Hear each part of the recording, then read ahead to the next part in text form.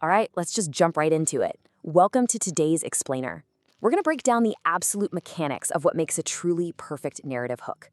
We're looking at a piece of short fiction today called The Golden Well of Destiny. And what is so cool about this story is how it grabs your attention. Not with, immediate dragons or explosive magic right out of the gate, but with a deeply grounded, super relatable human struggle. Today, we're deconstructing exactly how the author takes this incredibly ordinary, honestly, really bleak evening and transforms it into a life-altering magical threshold. So if you've ever wanted to understand how to build real suspense, empathy, and intrigue totally from scratch, well, you are definitely in the right place. Okay, so we've got to start right here at the absolute emotional core of the whole thing. What am I going to do? Just those 6 words whispered into the pitch-black forest by our protagonist, Ethan. Notice how we don't start with some fearless hero, brimming with confidence on the edge of a grand adventure. No, we are dropped right into a solemn, quiet moment of just total despair. He's sitting on a fallen tree, the sun's gone down behind the mountains, and he is literally out of options.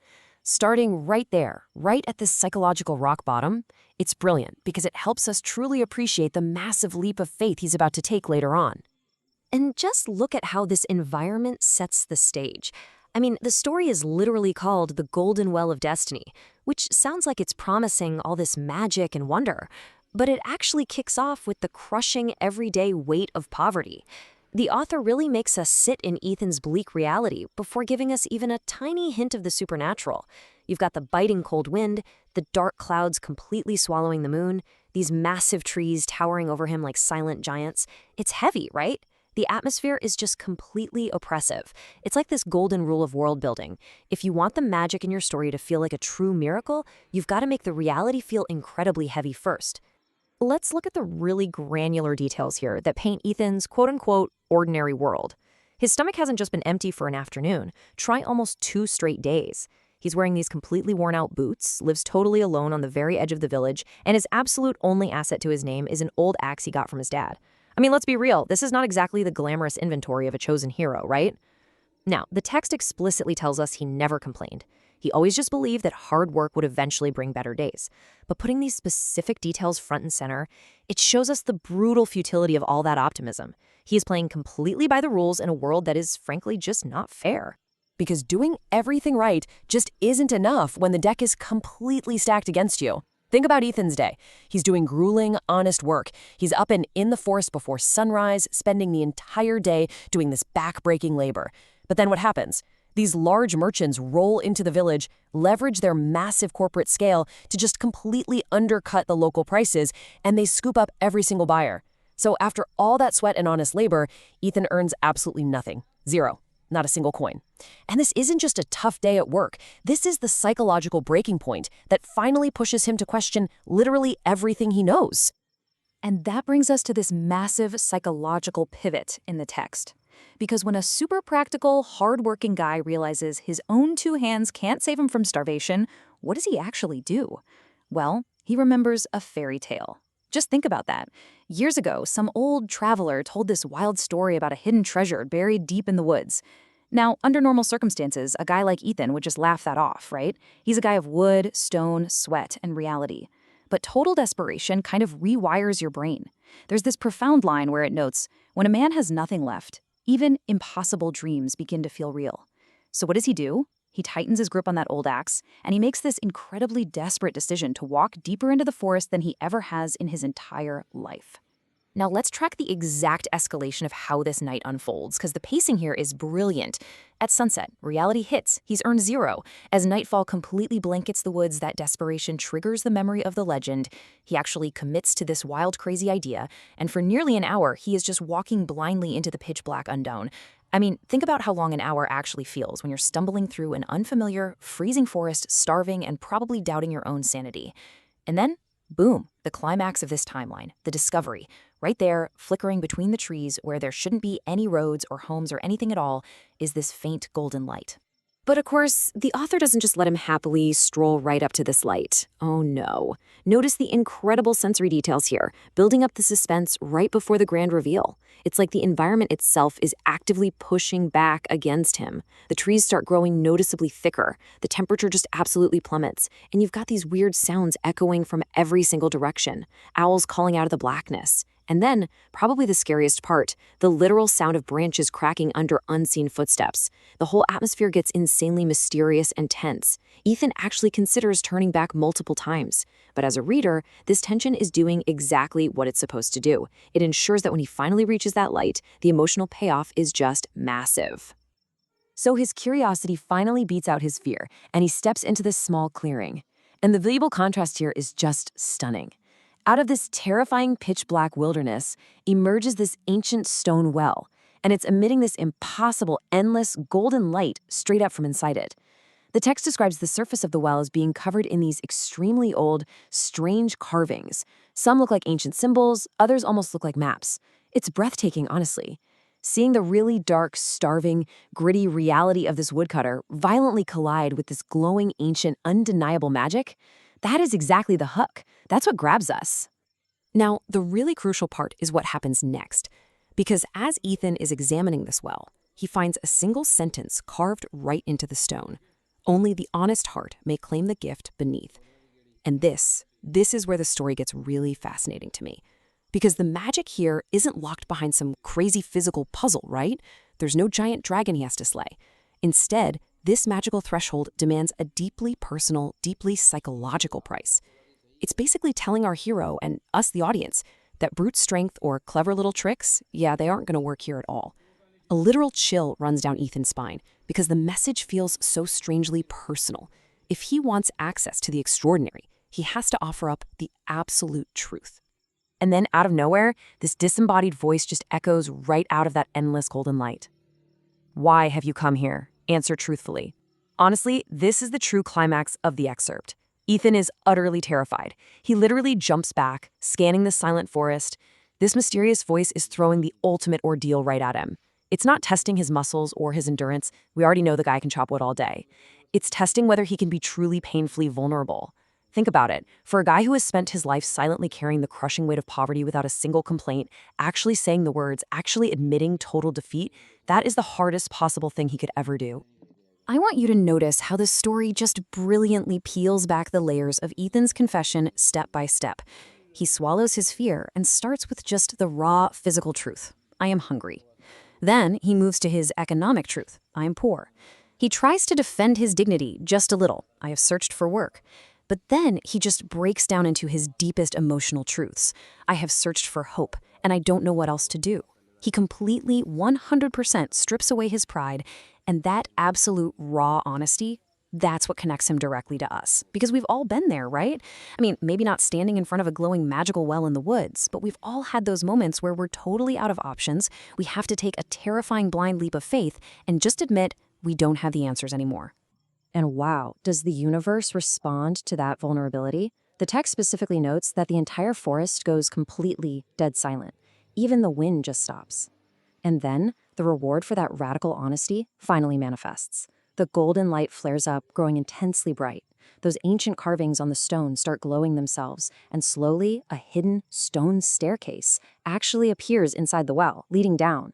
The impossible literally becomes real. And honestly, it perfectly illustrates this amazing universal theme. True magic and storytelling and, let's be real, genuine opportunity in real life often only opens up for us after we strip away our ego, drop all our defensive walls, and offer up our deepest, most uncomfortable truths. So as Ethan takes that very first step down toward his destiny, he knows whatever happens next.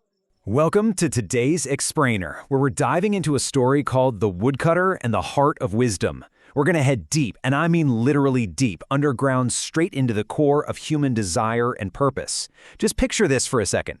You're standing at the edge of this ancient, crumbling well, smack in the middle of a pitch-black, dead-quiet forest. You look down, but instead of water, you see a glowing, golden staircase, just stretching endlessly down into the total unknown. Now, every single survival instinct in your body is absolutely screaming at you, right? Turn around, go back to safety. But there's this tiny whisper deep down telling you, this is it. This is your chance, maybe the only chance you'll ever get to rewrite your destiny. And well, that is exactly where we find Ethan, a starving, completely exhausted woodcutter who's about to take a step that will literally alter his reality forever. So before we actually follow Ethan down those creepy stairs, I want you to stop and really truly think about something. If you were standing there in the dark and you were offered a choice, a literal mountain of endless gold, the absolute, unquestioned power of a shining crown, or just a simple, completely unremarkable heart? Which one are you picking? Now I know, it's super easy to give the correct or noble answer right now while you're comfortable, but imagine you're starving. Imagine you've struggled every single day of your life. Keep your honest answer locked in your head as we step off the edge of this well. Ethan takes a massive breath and just goes for it. He steps onto the stairs. His heart is pounding right out of his chest. With every single step down, the safe, familiar forest above him just fades away into pitch black, and it's replaced by this eerie, glowing light. But then, something super weird happens. The stone under his boots? It isn't cold or damp like you'd expect a cave to be. It's warm. And as he goes deeper and deeper, even the air changes. It shifts from that biting night wind into something incredibly calm, and it actually starts to settle that frantic, terrifying beating of his heart. Okay, so after what feels like ages of climbing down into the actual earth, Ethan finally hits the bottom, and what he sees leaves him totally and utterly speechless. He steps into this massive underground chamber that just defies all logic. The ceiling above him is sparkling like a completely clear night sky full of stars. There are thousands, literally thousands, of glowing crystals covering the walls, and they're casting this beautiful, soft, magical light over rivers of crystal clear water just flowing peacefully through the cave. It's impossible. It's breathtaking. And right there, smack in the center of this insane space, stand 3 enormous stone doors. Now, what is so fascinating about this moment is how it perfectly captures the heavy, heavy temptation Ethan is facing right now. A mysterious voice just echoes out of nowhere through the chamber, saying, "Only one path may be chosen. Choose wisely." Ethan stares at the first door. It has this gleaming symbol of a mountain of gold. And honestly, he imagines exactly what you or I would imagine in his shoes. Endless riches, the nicest clothes, a massive house, all the food he could ever eat. I mean, the temptation is physically pulling at him. Then he looks at the second door, which has this shining crown on it. Power, respect, influence, the sheer ability to command others. As the original story points out, so many people would just jump at that kind of reward without even a second thought. But then, we have the third option. Ethan walks up to the third door, and this is such a brilliant contrast. The symbol is just a simple heart. Compared to the glowing gold and the shiny crown, it looks completely plain, right? There's no promise of wealth. There's no promise of power. There is absolutely nothing outwardly impressive about this door at all. And yet, as Ethan stands there, something about this plain, boring door feels totally different to him. Out of all the magic and the mind-blowing sights in this cavern, this simple heart just feels uniquely, genuinely real. Suddenly, the entire cavern falls dead silent. Then, that mysterious voice echoes off the crystal walls again. "What does your heart desire most?" Let's just sit with that for a second. Ethan closes his eyes. I mean, for years, this guy had dreamed of being rich. He spent his whole life swinging a heavy axe just to barely survive. But standing there, facing the ultimate choice, it hits him. A really deep truth. Money alone wouldn't actually fix everything. He thinks about his incredibly lonely nights. He remembers going to bed hungry. And he thinks about the brutal, relentless, everyday struggles of all the ordinary people back in his village. Finally, breaking the silence of the cavern, Ethan speaks. He says, "I want a better life." And you know, he doesn't say this out of greed. You can feel the heavy, emotional weight of pure exhaustion in his voice. His choice comes straight from a lifetime of hardship. Not just his own, but from watching the quiet suffering of his neighbors. From seeing the people in his village working their fingers to the bone just to barely get by. It is just this beautifully honest, raw admission of human vulnerability. But oh man, this is where everything completely flips. Ethan adds one final, absolutely crucial sentence. He says, "Not only for myself, but for others too." And let me tell you, the exact millisecond he finishes speaking those selfless words, the whole cavern reacts. That simple heart symbol starts glowing with this blinding, brilliant light. The other two doors, the ones with the gold and the power, they literally just vanish into thin air, gone. A massive, deep rumble echoes through the cave, shaking the ground right under his boots, and very slowly, that third door starts to swing open. And what's beyond that heavy stone door? It isn't some dark, creepy tunnel. It is a vibrant, breathtaking sanctuary. Ethan steps inside and is instantly surrounded by the most beautiful garden you could ever imagine. Flowers are glowing softly in literally every color of the rainbow. Those crystal streams from outside, they're flowing peacefully right through the lush grass here. and there are these actual golden birds shimmering and flying between shining trees. The wildest sense of peace just washes over his entire body. As the text tells us, for the very first time in years, this exhausted, beaten-down woodcutter feels completely calm, both physically and mentally. Now, right at the center of this magical garden, there's someone waiting for him. It's an elderly woman dressed in these flowing white robes. Ethan walks up to her, completely bewildered, and she just gives him this gentle smile and says, "I have waited a long time for someone like you." Ethan asks her who she is, and she reveals that she's the keeper of the forest. She's this ancient guardian who has protected the sacred hidden place for centuries, just waiting for someone to finally show up with the exact right, selfless intentions in their heart. So, here is where it all comes together. The keeper points to this massive tree standing right next to them. But unlike all the other trees in the garden, this one is glowing with this really warm golden light. Its branches are reaching way up into the sky, and its roots vanish deep, deep into the earth. The keeper looks at Ethan and explains, "The treasure you seek is not gold, it is wisdom." She tells him, "Look, tons of people have found this cavern before you, but they wanted wealth, they wanted power. And guess what? Every single one of them failed. Why? Because they wanted the prize without ever understanding its true purpose." The keeper walks over to that glowing tree and plucks down a single golden fruit from a branch. And it is shining brighter than any diamond. But before she hands it to him, she gives him this incredibly strict warning, and honestly, this is highly relevant to all of us today. She says this fruit carries a tremendous gift, but it also carries massive, massive responsibility. The rules are crystal clear. If you take this wisdom only for yourself, its power will completely vanish. But if you use it to help others, its blessings will actually grow. It's basically a perfect mirror for the exact choice he just made at those doors. So the keeper hands Ethan the fruit. Immediately, this incredible warmth just spreads through his entire body. He feels stronger, calmer, wiser. He asks her, "What do I do now?" And she gives him this brilliantly simple 4-step list of ancient wisdom to take back to the surface. Ready? 1. Return home. 2. Live honestly. 3. Help those in need. 4. Trust what follows. I love this because these are so actionable. They're so grounded. She's not telling him to go cast magic spells, right? It's all about fundamentally changing how he lives his totally ordinary life back in his village. But before Ethan can even get another question out, the magic starts to unravel. Trace this timeline with me for a second. In just a matter of hours, he went from standing absolutely terrified at the edge of that well to facing the ultimate temptation of the 3 doors to standing right here before the golden tree. And now, as dawn approaches, the garden starts to fade. The glowing trees? Gone. The crystal streams? Vanished. The whole underground chamber just rapidly dissolves into this blinding, brilliant light. Everything around him gets brighter and brighter and brighter until he opens his eyes. And that light? It isn't magic anymore. It's just the morning sunlight filtering down through the trees.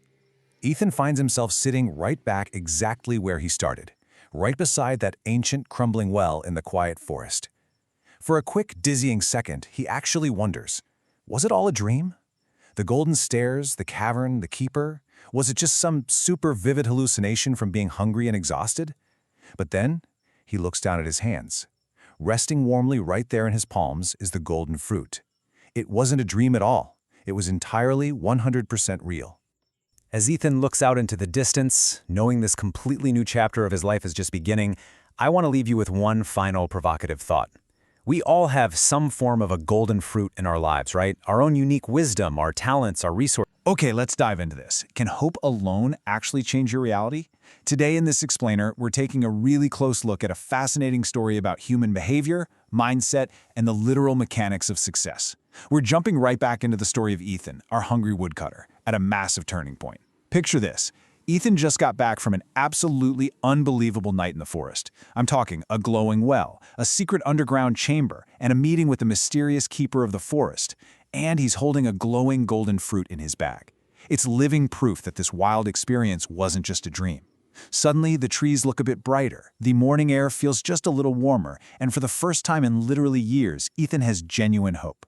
But, as we're going to see, hope by itself doesn't just magically flip a switch and fix your life. Let's put ourselves directly in Ethan's shoes for a second here. He finally gets home around noon, and boom, reality hits him like a ton of bricks. Absolutely nothing has changed. The roof above him, still leaking. The wooden walls, still creaking in the wind. The shelves in his kitchen are completely bare. So, He takes his magnificent, glowing golden fruit, sets it down on a tiny table, sits back, and asks a very practical question to a totally empty room. What exactly am I supposed to do? You know, it's a question we've probably all asked when a huge burst of motivation slams right into the brick wall of everyday reality. Hours go by. The fruit doesn't answer. Nothing happens. As evening rolls in, Ethan starts second-guessing the whole shebang. He's wondering, is this fruit just symbolic? Is he seriously just sitting around waiting for some magical solution to fall from the sky and fix his roof? But then, a knock echoes from the door. And guys, this is the catalyst of our entire story. Outside is an elderly widow named Martha, who lives alone near the edge of the village. She's in worn-out clothes, she looks incredibly exhausted, and she drops a heartbreaking reality check. She hasn't eaten in 2 days. She asks if Ethan has absolutely anything to spare. Now this is the ultimate test of Ethan's character, because let's be real, true generosity usually happens when we have the absolute least to give. Normally, he'd have nothing, but today he remembers the forest keeper telling him to help those in need, so without even hesitating, Ethan brings out the golden fruit. He stares at literally the only valuable thing he owns in the world, grabs a knife, slices it right down the middle, and hands a piece over to Martha. And this brilliantly illustrates the immediate, tangible power of that choice. We're looking at a stark physical contrast here. Martha goes from this picture of total exhaustion, tired face, weak posture, just worn down by hunger, to experiencing an instant, undeniable transformation. She actually hesitates to take it at first because, frankly, it looks way too precious. But the second she tastes that golden fruit, the shift is wild. Within seconds, the color rushes right back into her face. Her tired eyes completely brighten up.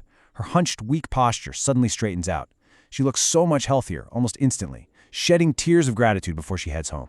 Well, after seeing that, Ethan goes ahead and eats his remaining half of the fruit. And he goes through his own profound physical shift. A deep, spreading warmth just moves through his entire body.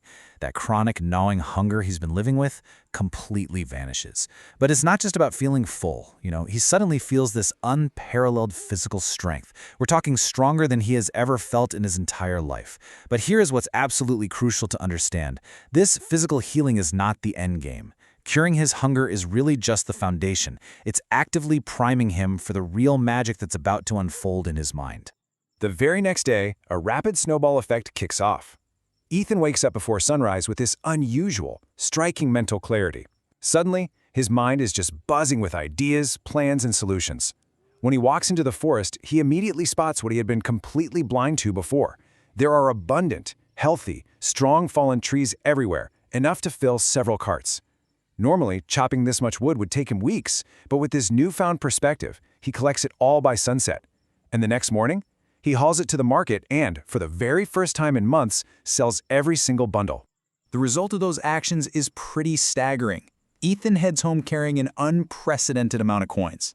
To put that into perspective, this sudden spike in his income completely surpasses weeks of his normal earnings, all knocked out in just a couple of days. But pay attention to the dynamic here. It wasn't literal gold raining down from the sky, right? It was his own hard work, amplified by a massive shift in his mindset. His clear mind led to hyper-efficient gathering, and that directly translated into major financial gain at the market. It's such a great reminder of how much opportunity is sitting right under our noses when the mental fog finally clears out. Now, what's really interesting about this slide is how it redefines the entire concept of the story's magic. As Ethan smiles at his earnings, something huge clicks for him. The Keeper's blessing wasn't some supernatural trick that did the heavy lifting for him. Not at all. It was a powerful psychological mindset shift. The true blessing is defined right here. It's simply the ability to recognize the opportunities that are already in front of you and having the wisdom to make better choices. Think about it. The fallen trees were always there. The market demand was always there. The blessing was just the clarity to finally see them and actually take action. But Ethan doesn't just stop at his own success, right? He reinvests it. Over the next few weeks, he kicks off this amazing philanthropic ripple effect throughout his community. Breaking down what he actually did, we see that when a neighbor's roof collapses, Ethan steps in and repairs it. When a farmer loses his tools, Ethan loans him his own. And when hungry families need warmth, he just gives away his firewood for free. This is the ultimate community building strategy. Ethan is playing the long game here. By not hoarding his success, he transforms into this highly respected, trusted figure in his village. And ironically, that makes him an absolute magnet for even more opportunity. Let's move to the next point and see how this builds into the ultimate reward. One afternoon, this massive carriage, literally larger than anyone in the village has ever seen, rolls right up to Ethan's wood stand. A wealthy merchant steps out, takes a close look at Ethan's high-quality timber and drops this massive, game-changing proposition. I own construction businesses across the region. I need reliable suppliers. Can you provide large quantities? Because of the stellar reputation he built and the undeniable quality of his work, Ethan is handed this colossal business opportunity. He stays cool, says yes, and shakes the merchant's hand, securing an absolutely life-altering deal.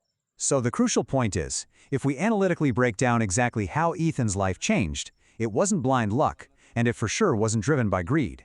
It was a highly structured framework of positive choices. Look at this. His first action, sharing the fruit, was motivated entirely by kindness, which resulted in his mental clarity.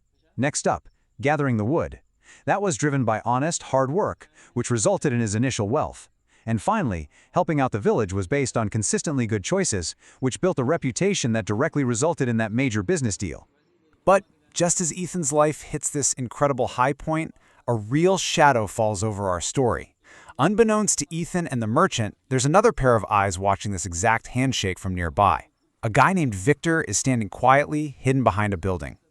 Now, Victor has spent years ruthlessly chasing wealth and power, and as he watches Ethan secure this massive deal, let me tell you, he is not happy for him.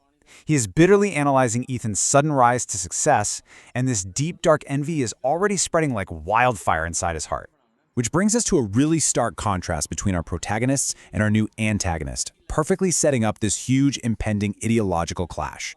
On one hand, we've got Ethan, right? His entire foundation is built on kindness, honesty, and generosity. On the flip side, we have Victor. His motivations are completely rooted in envy, greed, and a thirst for power. Victor desperately wants the secret to Ethan's success. He wants all the answers, but he is entirely missing the point.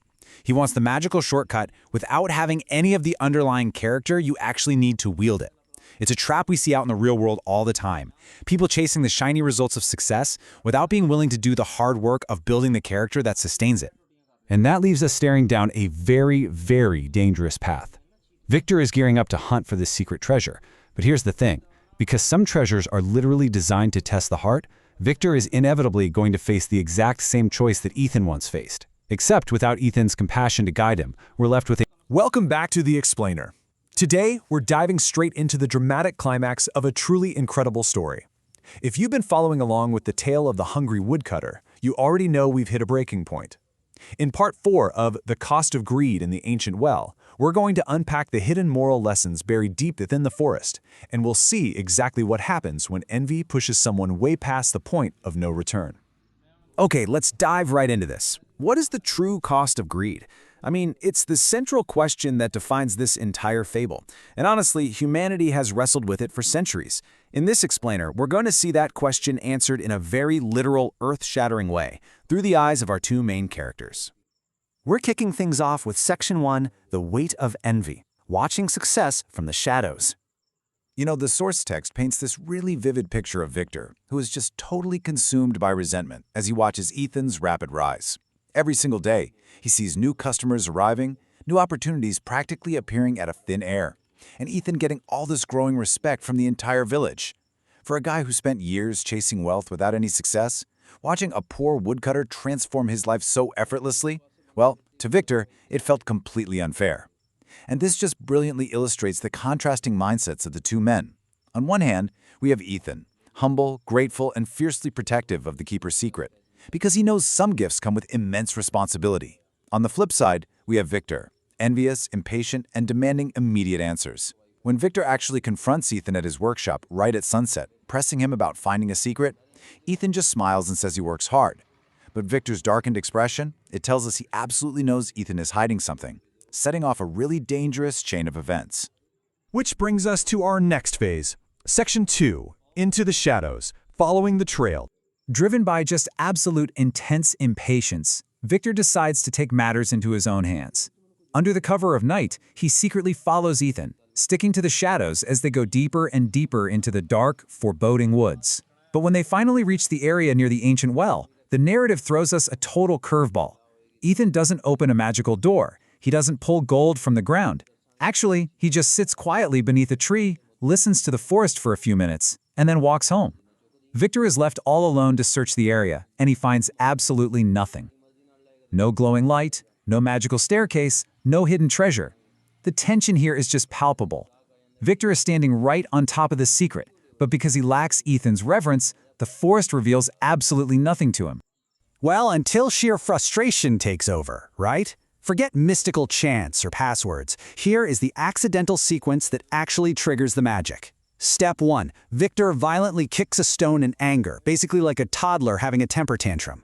Step 2. That stone strikes something, sending a really strange sound echoing through the darkness. Step 3. The ground begins to tremble. And finally, Step 4. A faint golden glow emerges. The ancient well slowly reveals itself from the shadows. And it's not because Victor was worthy, but entirely by accident.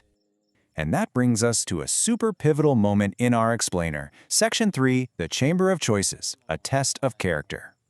Now, what's really interesting about this slide is how perfectly it maps out Victor's fatal mistakes.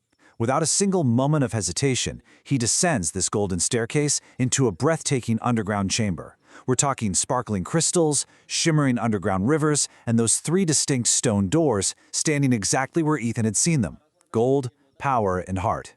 But compare Victor's actions here to Ethan's careful study in the previous chapters. Victor completely ignores the ancient carvings on the stone doors. He ignores the warnings. He never even stops to question why the well exists in the first place.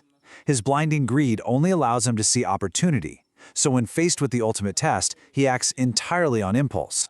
A familiar, ethereal voice echoes through the cavern, asking this really profound question. What does your heart desire most? For Victor, there's no soul-searching. There's no deep reflection. He literally laughs. Without a second thought, without a single moment of hesitation, he barks his answer instantly.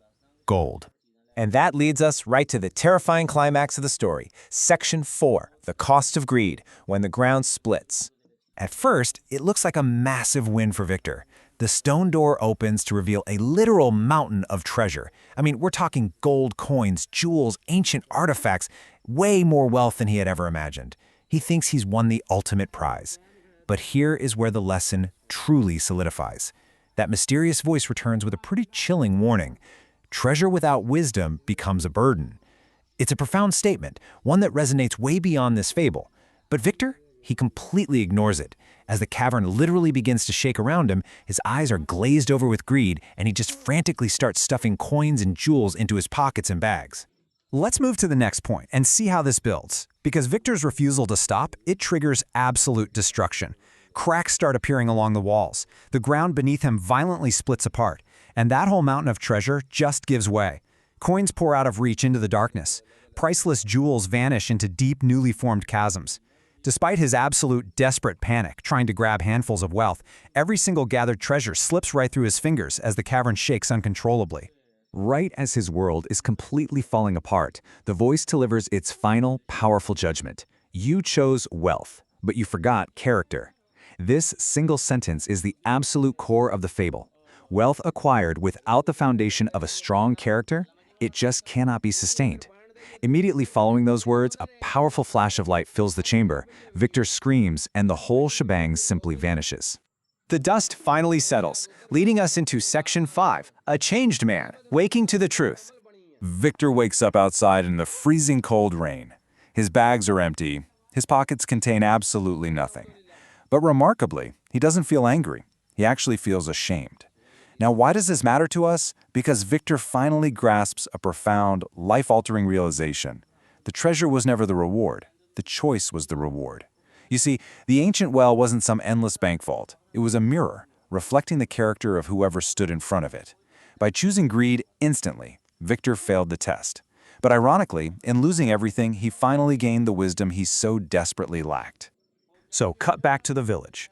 Ethan is sitting outside under a starlit sky, just enjoying the gentle breeze, remaining completely humble despite his improving life. Through the darkness, a figure approaches. It's Victor. He's covered in mud, he looks exhausted, and that arrogance that used to define him, it's completely gone, replaced only by regret. He stops right in front of Ethan, lowers his head, and utters 3 simple words. I understand now. And he follows it up with this absolutely incredible confession. The secret was never money. It was the kind of person you became. This brilliantly circles back to the very beginning of our explainer. Victor thought he was missing out on a physical treasure, when in reality, he was missing out on personal growth. Ethan just smiles, realizing that Victor has finally absorbed this timeless lesson. But, just as we think the story has found its neat, peaceful resolution, we arrive at our final section, Section 6, The Coming Storm, an even greater challenge. See, while Victor's envy has been resolved, neither man realizes that a much larger test is brewing on the horizon, one that's going to challenge the entire community. What greatest decision awaits Ethan as a storm begins to rise far beyond the forest? He's mastered humility, and Victor has certainly learned the hard cost of greed. But will that be enough to face what's coming next? It is a fascinating cliffhanger that